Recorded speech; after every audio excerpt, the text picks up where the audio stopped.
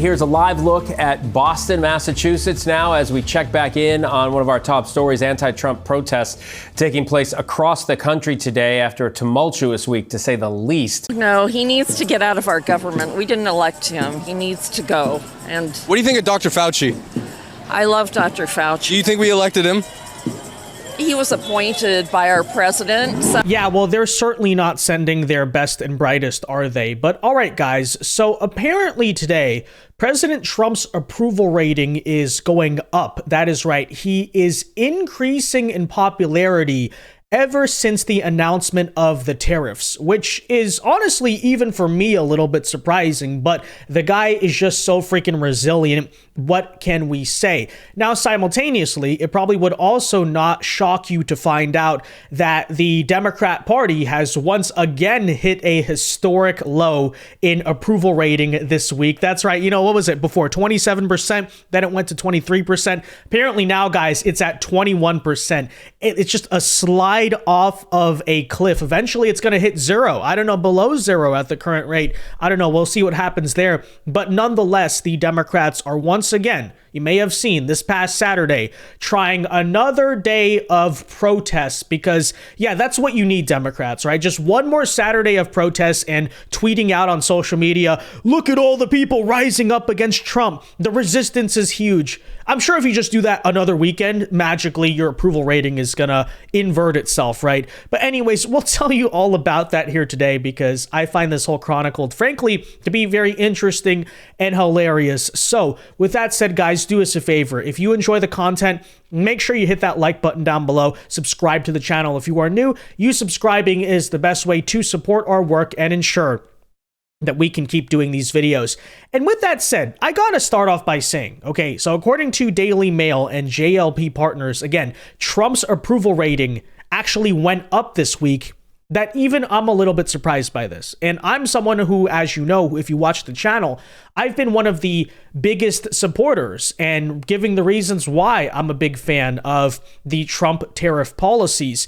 But I have to admit, right, I do think that there's going to be a short-term pitfall to it, right? It's basically short-term pain for long-term gain. That's the argument I've made with these tariffs. And even in the case of a potential stock market crash or even a recession, I think over the next year, you might see Trump's approval rating dip a little bit. Even the fair weather Trump supporters, I guess you could say, might try to jump off the ship while he rides the storm. And then at the end of the day, come 2028, everyone's going to be like, Trump was such a genius. But that's ultimately, right, the situation that I am forecasting here, just to be clear.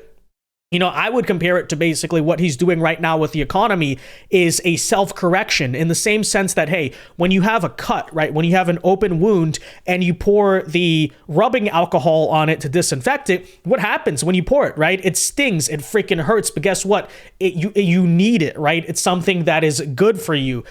Same situation, I guess you could say, with physical therapy, right? You injure yourself, physical therapy is hard, it sucks, it hurts, but ultimately you need that for recovery. So that's the argument I have been making, and I'm going to forecast for basically the next year or so here. But nonetheless, right, apparently, despite all of that, despite all of the fear-mongering and the panic you've been hearing from the mainstream media, apparently, guys, again, according to the Daily Mail, the Trump approval rating has only gone up. So we will give you those details here, as you can see, right?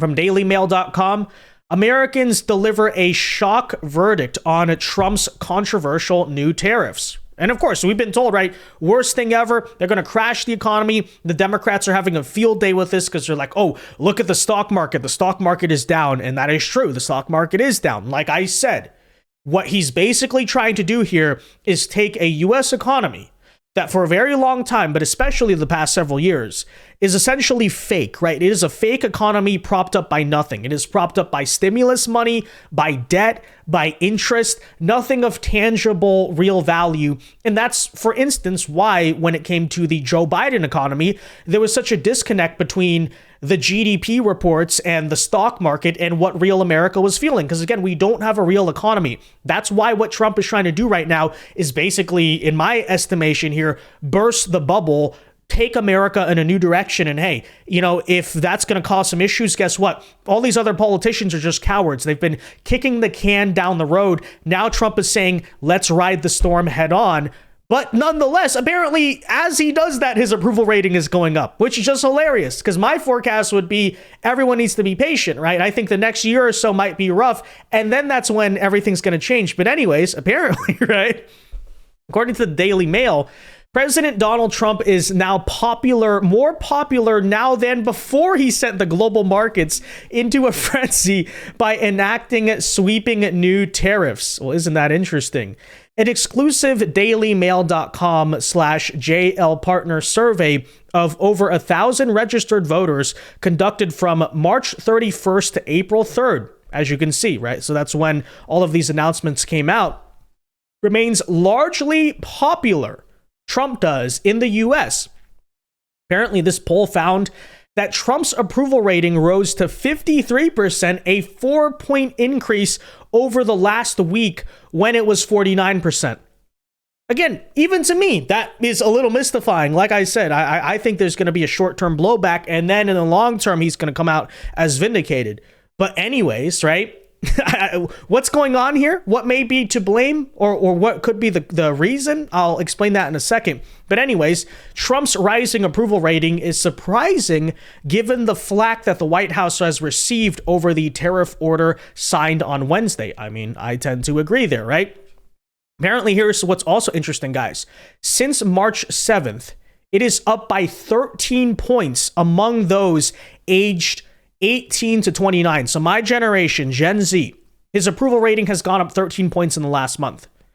What could be the motivating factor of that? Is it because people are seeing prices come down? Is it because the jobs report, right? You know, the economy is actually creating new jobs.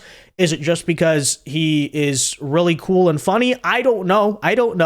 But these are all very interesting metrics to sit here and find out. Apparently, Trump has also seen a 6-point increase in favorability among Democrats and independents. According to the survey, the Republicans' support among black voters also skyrocketed 17 points since last week, the poll found. When it came to Trump's universal 10% tariff on all goods coming in from other countries, more Americans support the policy than oppose it.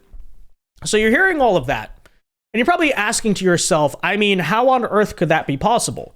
Because what about the stock market? How can a president's approval rating be going up when the stock market is down? Isn't that the most important thing ever? Well, I think the answer here, the explanation as to why this seemingly counterintuitive trend might be happening, if it is happening, actually comes here from none other than, what did he work for? I believe Bill Clinton, right? But big time Democrat strategist and think tank head here, Robert Reich, okay? And check this out. This is an interesting tweet from December 16th, 2020.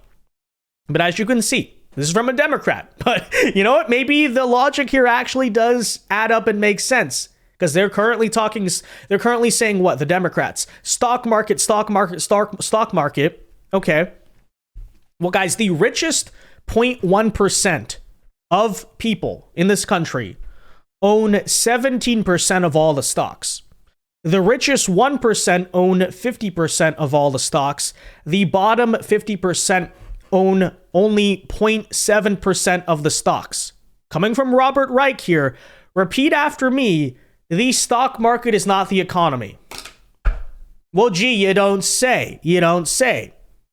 Maybe, again, guys, that's why there is such a disconnect between what the average, ordinary American is thinking and, I don't know, not to be cliche, not to be like Bernie Sanders here, but I don't know how else to put it, right? There's a disconnect between that and, say, what Wall Street is feeling. Look, we've been suffering for over 20 years. A little bit more suffering is not going to hurt us. Bring it back. This country can't feed itself. This country can't sustain its own way of life. If we get in a war with China, one of our big importers, if we get in a war with China, how in this country is going to feed this country? How are we going to feed the people of this country? The farmers, they're taking the big lick. They're not farming. The fishermen, you're taking us out. Where's your food going to come from? It has to come within this country, and that way you're safe. You know, if you're getting a war, and the way today is, you never know what's going to happen. So you need to sustain your own way of life here in this country. That's why there's just such a great irony to everything that is happening right now on so many levels, because as Trump practices protectionism, as he brings a lot of new good paying union jobs to the United States, it's the Democrats who are mad, and the Democrats are saying, oh, but what about free trade? What about the stock market? I don't know. Politics has changed a lot, certainly to say the least, but there's just levels of irony there on so many fronts. Of course, there's this as well, right? When it came to the Tesla stock, just like 2 seconds ago, liberals were saying, keep going, drive it to zero, crash the economy, right? Crash the stocks here. And then what are they now saying? This orange clown's tariffs are killing my retirement fund. Because that's what you're now hearing from the Democrats. They're saying, oh, you don't care about the stock market, but hey, what about 401k, 401k? Well, you guys were rooting for Tesla stock to crash, which guess what? As a major, Fortune 500 stock company, all of that is in most people's 401k, which you were rooting to bring down. So all of a sudden now the Democrats claim that they care about people's 401k. But I'll tell you the argument there that I find to be just so hilarious and ironic about it is that, you see stuff, right, like this around here, right? Dow futures down 1.1 thousand. Can't wait for another day of MAGA, mocking and dismissing others for worrying about their 401ks. So just to put it into context here, right? This is a graph of the Dow, of the Dow over the past 10 years. And as you can see, this right here, see that tiny blip? That is the current stock market crash in comparison to where things have been for the past 10 years. That matches about where the Dow was at the start of 2024. So that's essentially where the stock market is right now. Now, here's the thing. Obviously, stocks go up and down. They take losses. They recover. But the hilarious thing is the Democrats are apparently right now showing to all of us they have no clue what a 401k is or how it even works. Which is hilarious because I'm Gen Z. I'm literally 21 years old. I don't think I should have to explain this to people. But a 401k is an investment over the span of decades. Guess what? Most people take out 401ks when? In their 20s and 30s. They cash out when they retire in their 60s, okay? So you're talking about a long-term investment over the span of several decades. As you can see, just in this decade, if your 401k is attached to the Dow or the S&P 500 or similar stocks, major stocks in that regard, it's ETF, whatever, okay? If you have any of those types of retirement funds, this is where you were 10 years ago. This is where you are now. This tiny drop, okay, that little blip that you're seeing currently happening in the context right now, that might be bad for someone who is a day trader, for the Wall Street finance bros, all that. Yeah, they're probably feeling that. But if you're talking about your 401k, again, a long-term investment fund that took decades, this little crash right here on your screen is nothing. It is nothing. It is a minor blip to the bigger picture of your 401k. So I'm so tired, honestly, of hearing this talking point. It's dumb. It's stupid virtue signaling, okay? People's 401ks are doing fine. If you're about to retire right now, you're doing fine. You're still way higher. It was still a worthwhile investment, okay? Like, just give me a freaking break with all of that. But anyways, nonetheless, okay, we'll have plenty of more videos to talk about the Democrats' stupid arguments and stupid things they have to say when it comes to these tariffs. I want to mainly now once again focus on, because it is Saturday, here's a running tradition every single weekend. Guess what the Democrats were doing once again? Protesting. That is right, as you can see. And apparently today was hashtag hands off, a little better organized, a little bigger crowds. They actually got together and did it for real this time. But apparently, here you go. Look at the highlights of some of the Democrat protests currently happening across the country.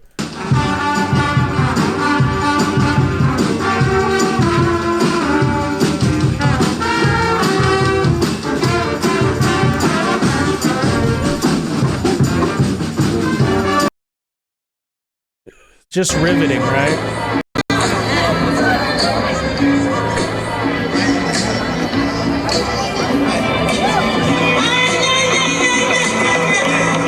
It's just riveting, right? As I said in the beginning of the video, yeah, Democrats, that's exactly what you need, right? Trump's approval's going up. He is somehow, despite, not having a good current time in the economy, even if it's for long-term benefit, right? You would expect to see Trump's approval drop right now. This is an opportunity for Democrats, even if it'll boomerang and look stupid for them 4 years from now. But anyways, okay, let's forget all that for a second. Apparently, the Democrats think their great response to this is to do more protests. That's what everyone wants to hear. Everyone wants to hear them get in the streets and complain again. That's definitely not the type of behavior that annoys people about leftists to begin with. Like, all they do is whine and moan and make noise. But anyways, if you're curious, a lot of Democrat politicians participated in today's protests. And, let's hear some of what they had to say. We are currently living through a president who wants to be a dictator. In America, we do not accept dictators and we do not accept kings. We have a billionaire who has bought a seat next to the president, using him as a puppet. American democracy has never been for sale, and it won't be today. So you might be a little confused as to how you can present two polarly opposite messages in the span of 30 seconds. But if you're curious there, you are indeed correct. Ilhan Omar both said that Trump is a dictator and said that Elon Musk is controlling Trump as a puppet in the span of 30 seconds. Like, she literally said that both of those things in 30 seconds. Now, I feel like I shouldn't have to try to explain the obvious, but it's a little bit strange to say that someone is a dictator and simultaneously a puppet of someone else, okay? It's kind of strange to say Trump has the authoritarian absolute authority, and then also he has no authority because someone's controlling him. I'm not sure that's exactly how a dictator works. But anyways, this is the type of, theme that was recurring at today's hands-off protests. I don't know what that even means, by the way, hands-off. Oh, the president should be doing nothing. I don't know. I guess they voted for the last president who basically had a hands-off approach to not just the presidency, but to life. Okay, so there you go. But I don't know. But you're hearing this type of rhetoric a lot, like the billionaire takeover of the government, right? Everyone needs to stand up to the billionaires. Elon Musk is the billionaire. He's running everything. And this, of course, simultaneously, the great irony of this, okay, on many levels. It's really stupid, first of all, for Democrats to still keep up this LARP, like this act going about billionaires when they are the party of billionaires, as everyone knows, right? Elon Musk, okay, the one Republican billionaire. Look at all the donors to Kamala Harris's campaign. Like, there's a reason why Democrats are widely perceived to be the party of the elites, the wealthy, and the rich, okay? That's number one. But even in the current context here, okay? This party, on one hand, this is what's so funny. On one hand, they're saying, no, the stock market is down. No, okay, Robert Reich, let's bring it up once again, right? The top 1% on Wall Street. The top 1% on Wall Street are having a bad time because of Trump's policies. But then simultaneously, guys, at the same time, we need to stand up to the billionaires. Well, the billionaires are not having a good time right now, But, they had a very good time under Joe Biden, actually. Because guess what was doing well? The stock market, where they own a bunch of money. Guess what was also going on? Inflation. The rich are the people who own the assets, so the asset owners did very well under inflation. It's the average working class American out there that got absolutely screwed, okay? But, I guess, again, there's still going on about the billionaires, okay? So many levels of irony to that. I truly wonder, by the way, why this party struggles to resonate with the average American. Nonetheless, we also had a return here of Cory Booker, okay? Many of you may remember Cory Booker. He is the guy who gave a 25-hour speech on the Senate floor this past week for no reason, right?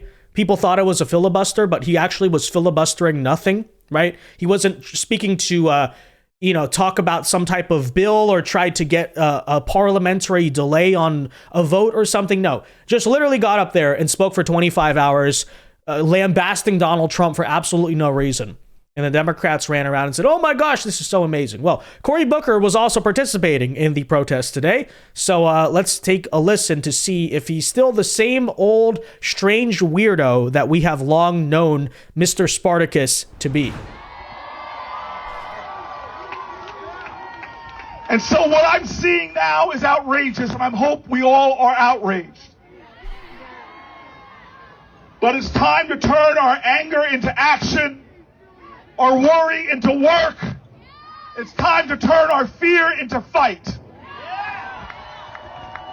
Yeah, well, thank you very much for that, Cory Booker. You know, the Democrats need to take action. Everyone needs to stand up and fight. And what does that mean exactly? Giving performative 25-hour speeches on the Senate floor for no reason. Wasting everyone's time by doing a dramatic theatrical act, right? A stunt. That's the way Democrats need to stand up and fight back. Okay, I don't know. But guys, you wouldn't believe this. It's getting so intense here in the washed up, like geriatric-led Democrat Party that they're so stuck in the past. They're even trotting out, you won't believe this, guys, guess who's back? Kamala Harris. That is right. Kamala Harris, for the first time in several months, has made her first public speech. So let's check out what the cat drug in here. There is a sense of fear that has been taking hold in our country. And I understand it. But we're saying people stay quiet. We are seeing organizations stay quiet. We are seeing those who are capitulating to clearly unconstitutional threats. And these are the things that we are witnessing each day in these last few months in our country. And it understandably creates a great sense of fear. Because, there were many things that we knew would happen. Many things. I'm not here, so I told you so.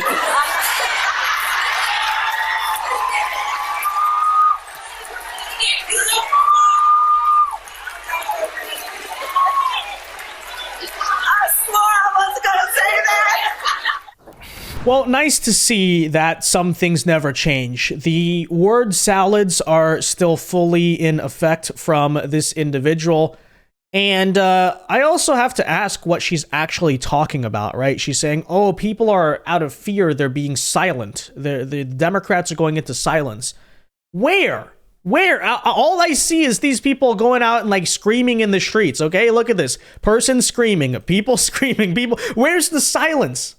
Okay, you might say there's a lack of organization, there's a lack of strategy, there's a lack of a discussion on, hey, how do we actually convince the American people of our message? Although, if you're Kamala Harris, you probably should not be the arbiter of that kind of talk, because that's a little ironic. But nonetheless, where's the silence, right? But you know what, guys? When you add it all up, I guess it makes perfect, absolute sense as to why the Democrat Party's approval rating dropped yet again this week, believe it or not. It keeps on happening. So funny. Check it out. Holy Toledo. Voters' views of the Democrats in Congress among all voters disapprove 68%. And look at the approved number, just 21%, even lower than the Democratic Party at large. This is the lowest on record for Democrats, according to Quinnipiac University polling. You think these numbers are bad? Let's go to this side of the screen. We'll look how Democratic voters feel. Get this. The plurality of Democratic voters disapprove of Democrats in Congress at 49%, and just 40% approve.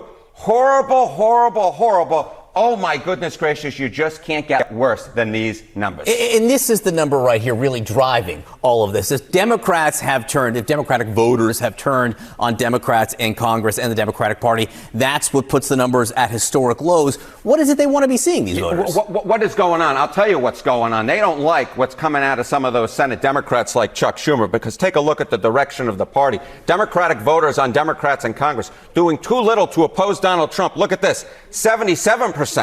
should stay principled, even if it means nothing gets done in Washington, D.C. 65%. And this 65% is such a difference from where we were in 2017 at this point, when just 33% of Democrats say they should stay principled, compared to 59% who said they want to compromise. Democrats do not want compromise at this point. They want a fighter. They want to go into the ring like Muhammad Ali did against Sonny Liston. They want to take down the Republicans. They do not want this compromise anymore. They want to be more like Republicans, get up to that stage and fight. And right now they feel like their leaders in Congress are simply put not doing so. And that is why their approval rating for congressional Democrats is at an all-time low, even among Democrats with more disapproving than approving. Yeah, it seems that these Senate Democrats, some of them are banking on the idea that there is still a political middle, as it were. We will see. We will see. Well, we will see if there's a political middle, but at this point, count me skeptical that that is at least what the Democratic base wants at this point. It's going to be very interesting, John, to see moving forward whether or not there are any repercussions come 2026, because I bet there may be some coming. Yeah, well, I mean, great party you guys have. But again, I'm sure if you just get together and do another weekend of lame protests, just showing to the entire world that none of you guys have lives or better things to do or hobbies or interests. I mean, I'm sure then, right? Suddenly you're the fortunes of this party are magically going to change overnight. Yeah, I'm not going to count on it. Okay. So nice party you guys have, Democrats. But all right. With that said, guys, let me know your thoughts on all of this in the comment section down below. Be sure to leave a like on this video, subscribe if you are new, and until next time, God bless and peace.